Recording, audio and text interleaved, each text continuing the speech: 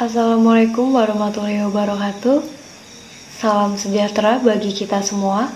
Shalom, Om Swastiastu, Namo Buddhaya, dan salam kebajikan.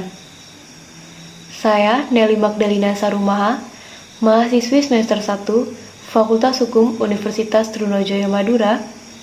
Pada kesempatan kali ini, saya akan sedikit mempresentasikan tentang asal mula negara sebagai bentuk melengkapi tugas mata kuliah ilmu negara. Bagaimana suatu negara dapat terbentuk? Di sini saya akan menjelaskan dari beberapa teori yang bisa dilihat yang telah saya kumpulkan dan akan saya jabarkan secara singkat. Yang pertama, terdapat teori ketuhanan, bahwa terjadinya negara memang sudah kehendak Tuhan Yang Maha Esa. Anggapan ini berawal dari determinisme religius, yang artinya segala sesuatu yang terjadi sudah takdir Tuhan.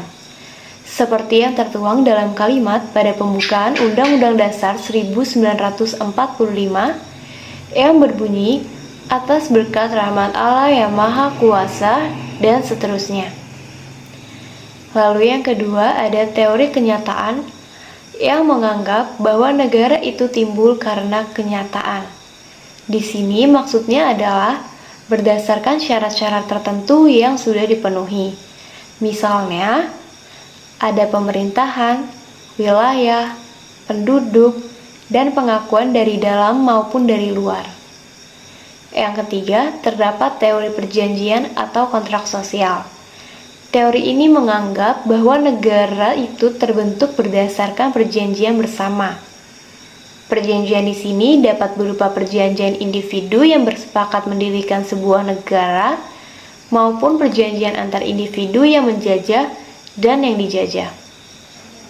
Yang keempat, terdapat teori penaklukan, di mana dianggap bahwa negara itu timbul karena adanya kelompok manusia yang mengalahkan kelompok manusia lainnya.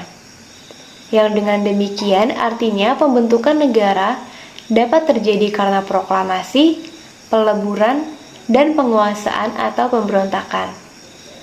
Teori ini biasanya juga disebut sebagai teori kekuatan or force theory, karena dalam teori ini terdapat kekuatan dalam membuat hukum, dan kekuatan itu sendiri merupakan pembenaran atau reason di etiknya suatu negara. Yang kelima ada teori alamiah. Nah, teori ini menganggap bahwa negara adalah ciptaan alam karena manusia merupakan makhluk sosial dan makhluk politik. Oleh karena itu, manusia ditakdirkan untuk hidup bernegara. Jadi, dalam situasi dan kondisi setempat yang ada, negara terbentuk dengan sendirinya. Selanjutnya ada teori filosofis. Teori ini juga biasa dikenal dengan teori idealistis, teori mutlak, dan teori metafisis.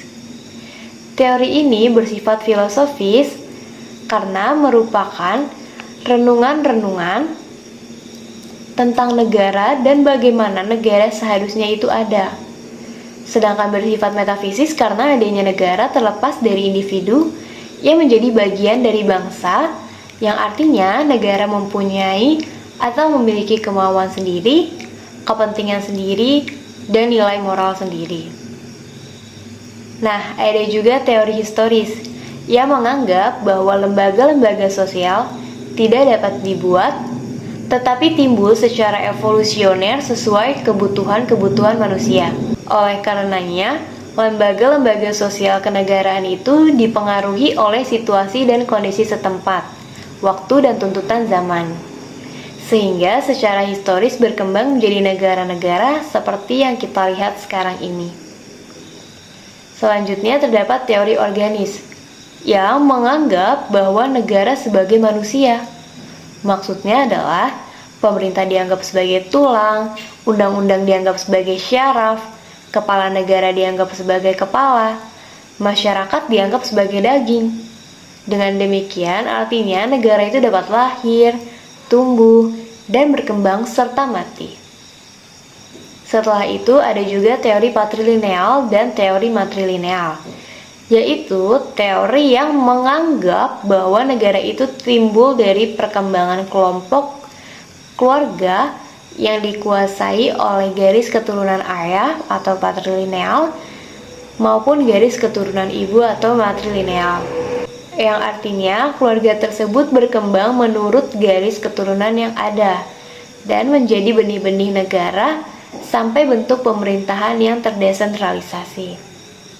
Yang terakhir, ada teori kadaluarsa, di mana menganggap bahwa negara terbentuk karena memang kekuasaan raja, sudah kadaluarsa, memiliki kerajaan dan pada akhirnya menjadi hak milik oleh karena kebiasaan. Nah, menurut teori ini, raja berkuasa bukan karena jure divino, tetapi berdasarkan kebiasaan jure consuetudinario. Laju dan organisasinya, yaitu negara kerajaan timbul karena adanya milik yang sudah lama, yang kemudian melahirkan hak milik raja. Demikian presentasi tentang teori asal mula negara. Mohon maaf apabila ada kata dan kalimat yang salah. Thanks for watching.